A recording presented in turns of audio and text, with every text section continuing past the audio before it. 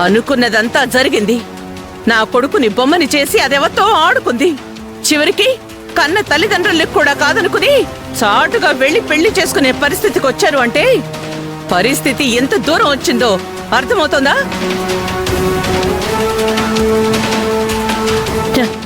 ఇదెందుకు అదెందుకు అని అడ్డు పెట్టారు కదా, ఇప్పుడే ఉంటారు.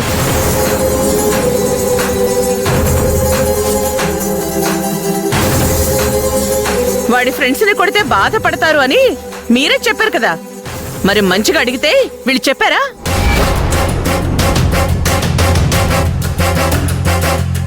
రేయ్, ఎక్కడికి వెళ్ళాడో చెప్పండి.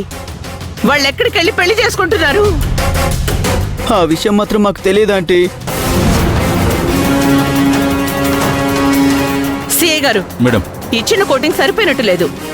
వాళ్ళని గదిలోకి తీసుకెళ్లి కొట్టే అంత టైం కూడా లేదు. ఇక్కడే బాధపడేయండి.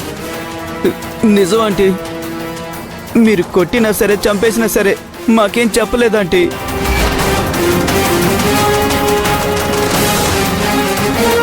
మాకిప్పుడు అర్థమవుతుంది ఆంటీ, వాళ్ళ కోసం మీరు ఫ్రెండ్స్ని ఎంక్వైరీ చేస్తారని ముందుగానే గెస్ట్ చేశాడు.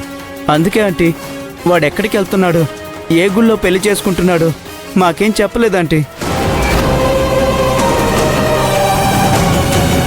స్నేహితులు మీకు చెప్పకుండా ఎందుకుంటాడ్రా? చెప్తారా నా చేతిలో చస్తారా?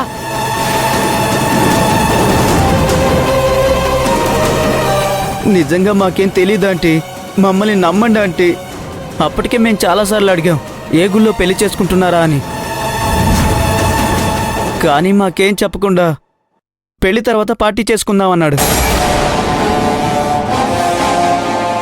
ఇంత కొట్టిన తర్వాత కూడా వాళ్ళు అబద్ధం ఎందుకు చెప్తారు రుద్రాణి? నీ కొడుకు నీలాగే తెలివిగా ఆలోచించి ముందు జాగ్రత్త పడ్డాడు. అయితే ఇప్పుడు వాళ్ళు ఎక్కడికెళ్లారు? వాళ్ళు ఎక్కడికెళ్లారో ఎలా తెలుస్తుంది? అసలు ఎవర్రా అమ్మాయి?